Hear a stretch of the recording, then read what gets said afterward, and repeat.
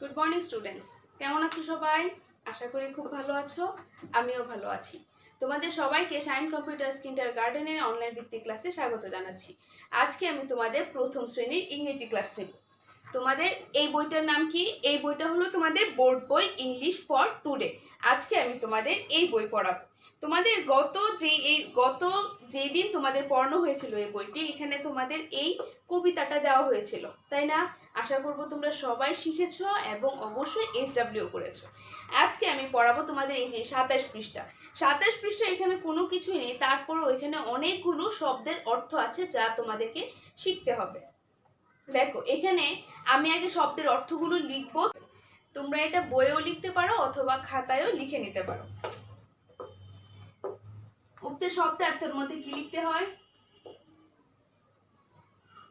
Word meaning. শব্দের অর্থের উপর কি লিখতে হয়? Word meaning. এখানে প্রথমটা আছে অ্যালফাবেট।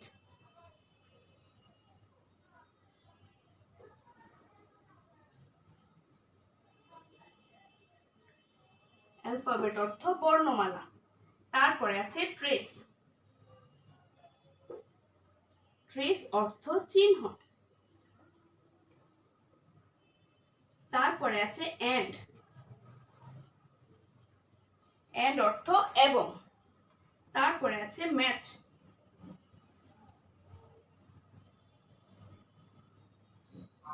ম্যাচ অর্থ মিল করা।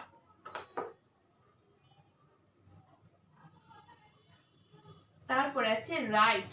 রাইট অর্থ লেখা।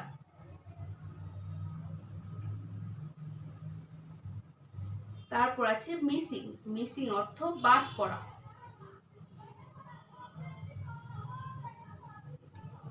তারপর আছে লেটার। লেটার অর্থ বর্ণ।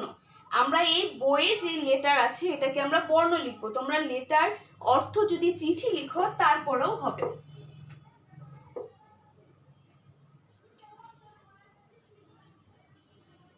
এটা হলো প্রথম। যদি আমি এই ফার্স্ট লিখতাম FAST তাহলে হতো দ্রুত, কিন্তু এখানে কি আছে?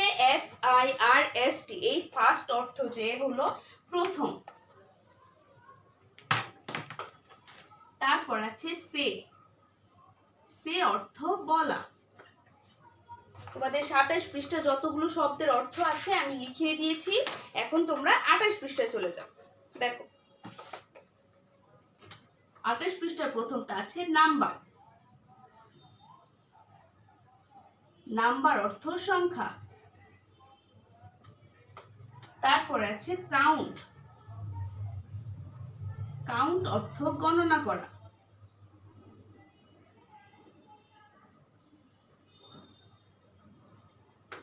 কাউন্ট অর্থ গণনা করা। তারপরে আছে জয়েন।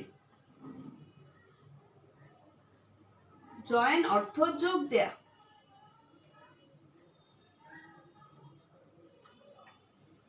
তারপরে আছে ডট। ডট অর্থ বিন্দু। তারপর আছে কালার।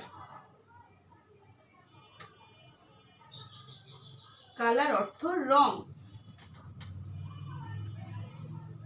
তারপর আছে অ্যাক্ট। অ্যাক্ট অর্থ ঘটনা। অ্যাক্ট অর্থ ঘটনা দিলেও হবে, যদি অভিনয় দাও তারপরেও হবে। দেখো, প্রথমটা কি লিখেছি? প্রথমটা লিখেছি অ্যালফাবেট। অ্যালফাবেট অর্থ কি? বর্ণমালা। তারপর আছে ট্রেস। ট্রেস অর্থ চিহ্ন। এন্ড অর্থ এবং। ম্যাচ অর্থ মিল করা। রাইট অর্থ লেখা। মিসিং অর্থ বাদ পড়া। লেটার অর্থ বর্ণ। ফার্স্ট অর্থ প্রথম। সে অর্থ বলা। নাম্বার সংখ্যা। কাউন্ট গণনা করা। জয়েন যোগ দেয়া। ডট বিন্দু। কালার রং। অ্যাক্ট ঘটনা।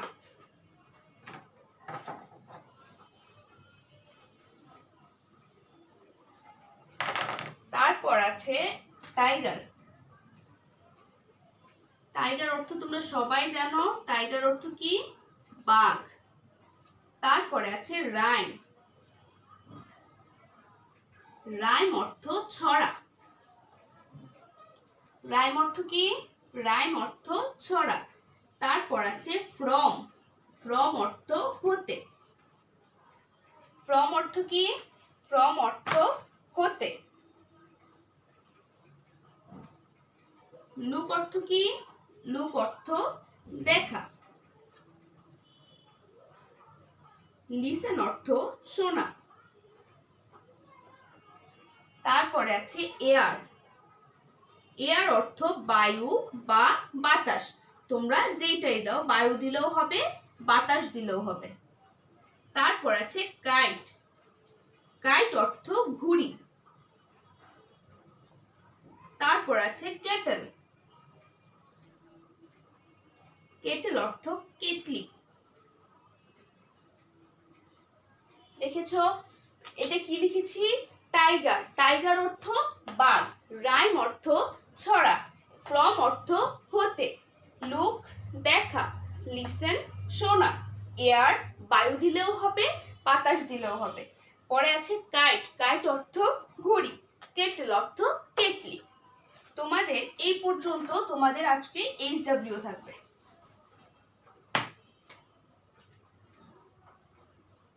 তোমাদের HW থাকবে বোর্ড বই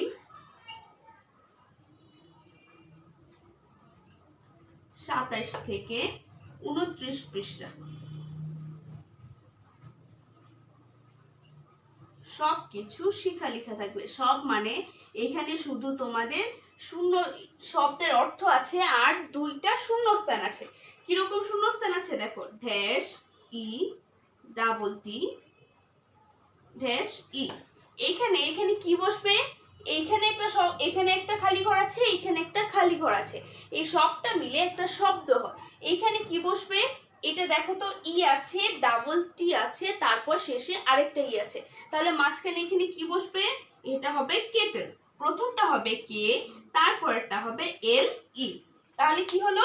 কেটেল হলো কে ই ডাবল টি এল ই, কেটেল। এই শূন্যস্থানটা তোমাদের এখানে আছে। আরেকটা তোমাদের এইভাবেও শূন্যস্থান দিতে পারে, ডাবল টি ড্যাশ ই। দেখো ওইখানে ই দেয়া ছিল, কিন্তু এখানে কিন্তু ই দেয়া নেই। এখানে কয়টা কয়টা খালি ঘর? 1 2। এখানে আগে দেখবে যে এখানে কয়টা বর্ণ বসবে, 1 2 3 4 5 6। শুধুমাত্র কেটেল শব্দের মধ্যেই 6টা, এভাবে 6টা বর্ণ আছে। এখন তোমাকে এটা কেটেল কিভাবে বুঝবে? এই যে মাঝখানে দুইটা টি আর শেষে কি আছে? ই আছে। তাহলে এখানে কেটেল বানানটা কিভাবে বসাবে? এখানে হবে কে, তারপর হবে ই, এখানে হবে এল, তারপর ই। ঠিক আছে? এখন তোমাদের পড়া থাকবে বোর্ড বইয়ে 26 পৃষ্ঠা থেকে 27 পৃষ্ঠা থেকে 29 পৃষ্ঠা পর্যন্ত। তোমরা 26 পৃষ্ঠার কবিতাটা অবশ্যই পড়ে ফেলেছো, এই জন্য আজকে আর আমি কবিতাটা দিলাম না। তাহলে তোমরা অবশ্যই HW খাতা করবে। বৃহস্পতিবারে অবশ্যই বৃহস্পতিবারে খাতা জমা দিবে। এই পর্যন্ত তোমরা ভালো থেকো, সুস্থ থেকো, আমাদের জন্য দোয়া করো, বেশি বেশি পড়াশোনা করো। আল্লাহ হাফিজ। গুড মর্নিং স্টুডেন্টস, কেমন আছো তোমরা? আচ্ছা, গুড মর্নিং স্টুডেন্টস, কেমন আছো তোমরা? নিশ্চয়ই ভালো, আমিও খুব ভালো আছি। সবাইকে শাইন কম্পিউটার কিন্ডারগার্টেনের পক্ষ থেকে অনলাইন ক্লাসে স্বাগতম। আজকে আমি তোমাদের তোমাদের কি ক্লাস নেব বলো তো? বাংলা ক্লাস নেব। সবাই এই শীটটা বের করো। গত ক্লাসের মতো, তাই না? গত ক্লাসে আমরা কি পড়েছিলাম? বিপরীত শব্দ পড়েছিলাম। সবাই বের করো। দ্বিতীয় সেমিস্টারের 5 নং প্রশ্ন উত্তর, 5 নং বিপরীত শব্দ বের করো। আমরা গতকালকে বাম পাশ পড়েছিলাম, আজকে আমরা ডান পাশ পড়ব। সবাই কি বই খাতা নিয়ে রেডি? চলো আমরা পড়া শুরু করি। দেখো কি আছে? কাছে দূরে, কাছে দূরে। আপন, আপনের বিপরীত শব্দ কি? পর। জন্ম, ভয় সাহস, ভয় সাহস। আসল, আসলের বিপরীত শব্দ কি? নকল, আসল নকল। জন্ম মৃত্যু, জন্ম মৃত্যু। ছোট বড়, ছোট বড়। গরম ঠান্ডা, গরম ঠান্ডা। দুঃখ সুখ, দুঃখ সুখ। খারাপ ভালো, খারাপ ভালো, আছে নেই, আছে নেই। চলো তো আমরা আবার পড়ি। সবাই আমার সাথে পড়ছো তো? পড়ছো না? পড়বে। শীতটা সামনে রেখে আঙুল ধরে ধরে পড়বো, তাই না?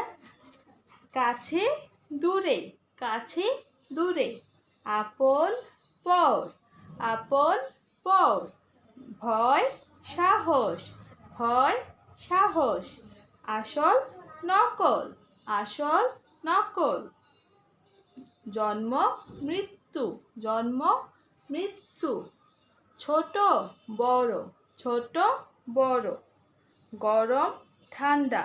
গরমের বিপরীত শব্দ কি? আমরা গরম লাগলে কি খাই? আইসক্রিম খাই, তাই না? ঠান্ডা জিনিস খাই, ঠান্ডা পানি খাই। তার মানে কি গরমের বিপরীত শব্দ কি? ঠান্ডা। দুঃখ সুখ, দুঃখ সুখ, ভালো খারাপ ভালো, খারাপ ভালো, আছে নেই। সবাই পড়েছো আমার সাথে? তাহলে তো দেখো তো বোর্ডে আমি তোমাদের জন্য লিখে রেখেছি। আজকে আমি দিয়েছি 6 নং। তাহলে তোমরা কত নং প্রশ্ন উত্তর লিখবে? 6 নং প্রশ্ন উত্তর। প্রশ্নে যত নং থাকবে তত নং দিতে হবে, তাই না? বিপরীত শব্দ দিয়ে যে শব্দগুলো থাকবে ওইগুলোকে আমরা কি বলি? প্রদত্ত শব্দ। আমাদেরকে প্রদত্ত শব্দগুলো লিখে এই শব্দগুলো তুলতে হবে, পাশাপাশি বিপরীত শব্দগুলো লিখতে হবে। দেখি তো, কাছে দূরে, কাছে বিপরীত শব্দ আমরা কি শিখেছি? দূরে। দ দীর্ঘইকার বৈষণ্য রয়কার রে, দূরে, কাছে দূরে। আপন, আপনের বিপরীত শব্দ আমরা কি পড়েছি? আপন পর, প বৈষণ্য র পর। আয়, আয়ের বিপরীত শব্দ কি? আয়ের বিপরীত শব্দ ব্যয়, ব জফলা অন্ত্যস্ত অ, আয় ব্যয়, আয় ব্যয়। ভয়, ভয়ের বিপরীত শব্দ কি বলতো? সাহস। ভয়ের বিপরীত শব্দ কি বলতো? সাহস। আসল, আসলের বিপরীত শব্দ কি পড়েছি? নকল। দন্ত ন ক ল, আসল নকল। জন্ম, জন্ম মৃত্যু, ম রিকার ত জফলা রুসুকার কি হয়? মৃত্যু। জন্ম মৃত্যু, জন্ম বিপরীত শব্দ কি? মৃত্যু। সবাই বানানগুলো ভালো করে শিখবে, তাই না? কাছে দূরে, আপন পর, আয় ব্যয়, ভয় সাহস, আসল নকল, জন্ম মৃত্যু। এদিকে কি আছে দেখি তো? ছোট, ছোটর বিপরীত শব্দ কি বলতো? বড়।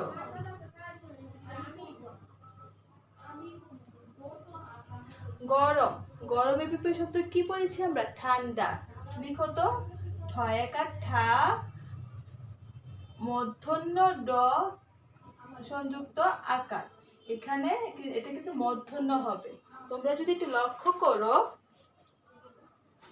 এটা কিন্তু মাত্রা দেওয়া আছে, কিন্তু এটা কিন্তু মাত্রা হবে না। কিভাবে লিখবে?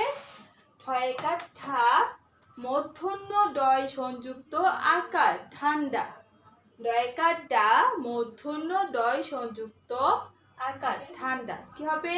ঠয়কার ঠা মূর্ধন্য ডয় সংযুক্ত আকার ঠান্ডা, গরম ঠান্ডা। দুঃখ, দুঃখ বিপরীত শব্দ কি বলতো? সুখ, দুঃখ সুখ। খারাপ, খারাপের বিপরীত শব্দ কি? ভালো। আছে নেই।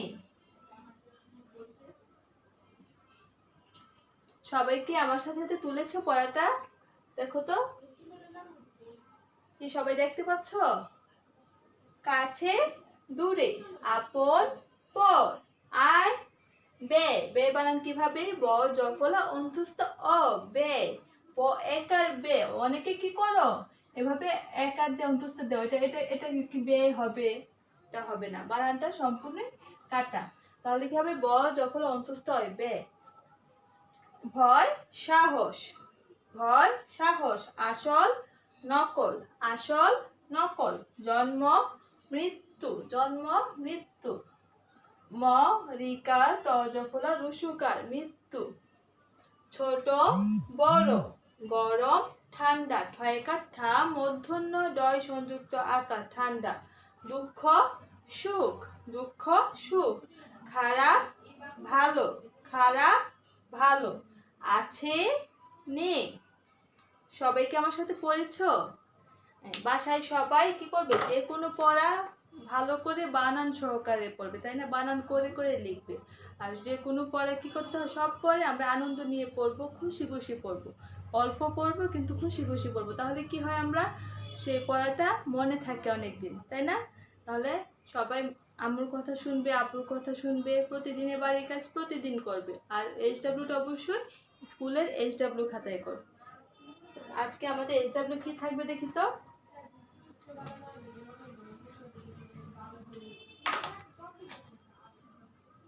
HW শীত থেকে 5 নং বিপরীত শব্দ,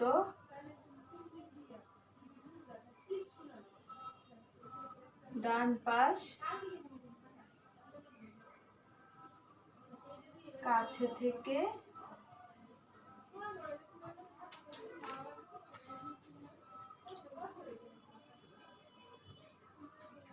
কাছে থেকে আছে পর্যন্ত।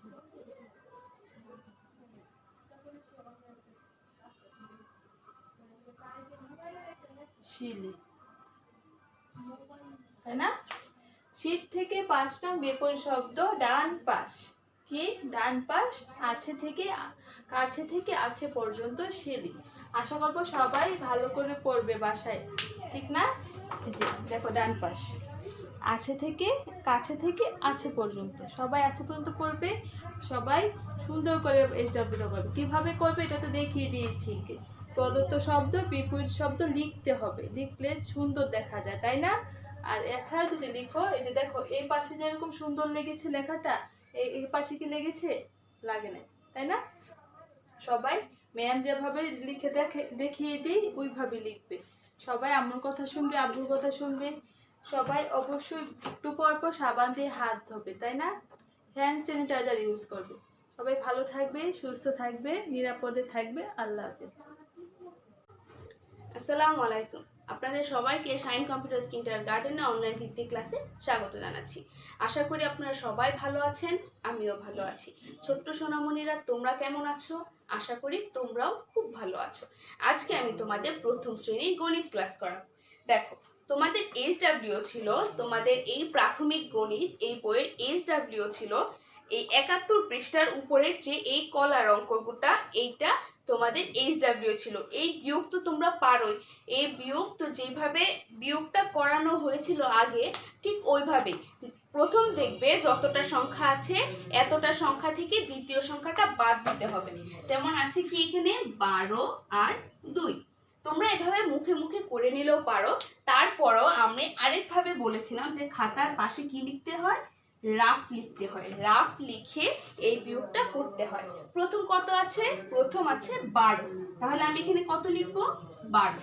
তারপর কত আছে? 2, তাহলে আমি কত লিখবো? 2 লিখবো। 2 কি করব? বাদ দিয়ে দিব। এখন 2টা কোনটা নিচে লিখবো? 1-এর নিচে লিখবো না 2-এর নিচে লিখবো? কোনটার নিচে? অবশ্যই আমাকে কি করতে হবে? পেছনেরটা নিচে লিখতে হবে।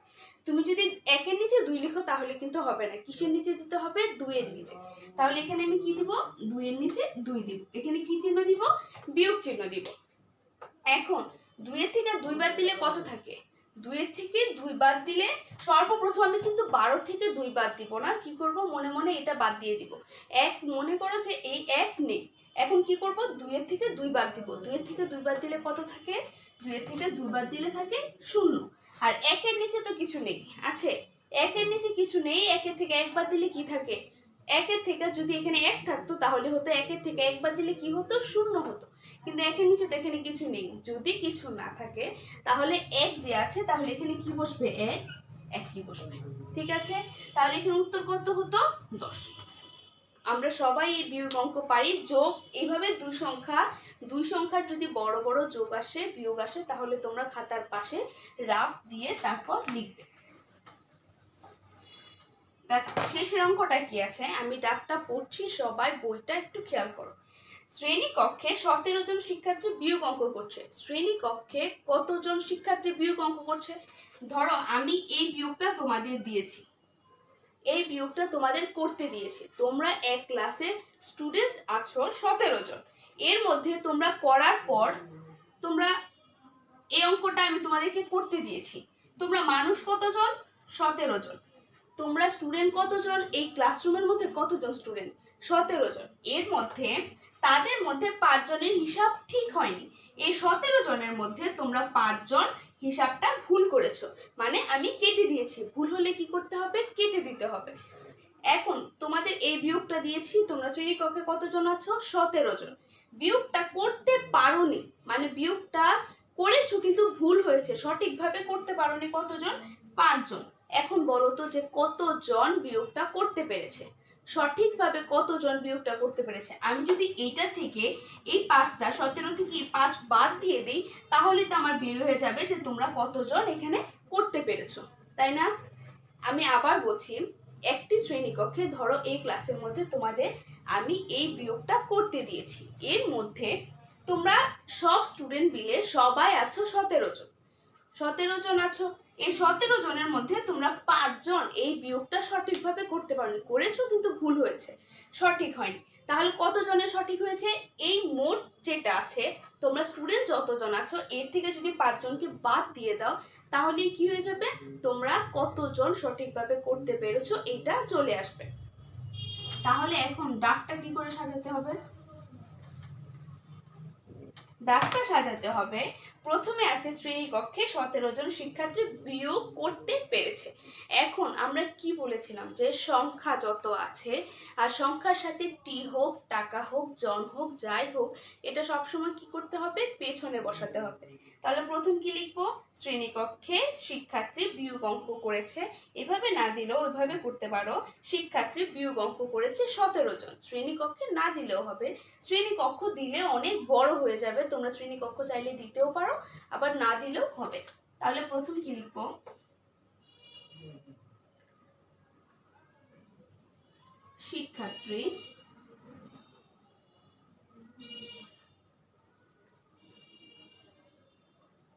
শিক্ষার্থী বিয়োগ অঙ্ক করেছে।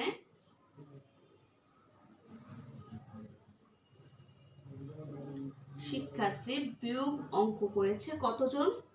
মোটমাট কতজন বিয়োগ অঙ্ক করেছো তোমরা? 17 জন। কয়জনের হিসাব ঠিক হয়নি এখানে আছে, তাদের মধ্যে 17 জনের, তাদের মধ্যে 5 জনের হিসাব ঠিক হয়নি। তাহলে হিসাব ঠিক হয়নি কয়জনের? 5 জনের। তাহলে এখানে কি লিখবো? হিসাব ঠিক হয়নি। কয়জনের ঠিক হয়নি? 5 জনের। এটা কি করতে হবে? আমাকে বাদ দিতে হবে। তাহলে এখানে কি লিখবো? তাহলে শেষের লাইনে আছে কতজন সঠিকভাবে বিয়োগটি করতে পেরেছে। তাহলে আমাকে এখানে কি লিখতে হবে? সঠিকভাবে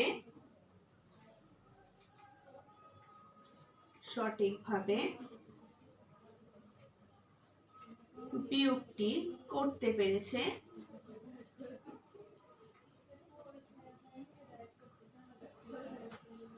তাহলে কি লিখেছি? শেষে যে লাইন আছে আমি এইটাই লিখেছি, সঠিকভাবে বিয়োগটি করতে পেরেছে।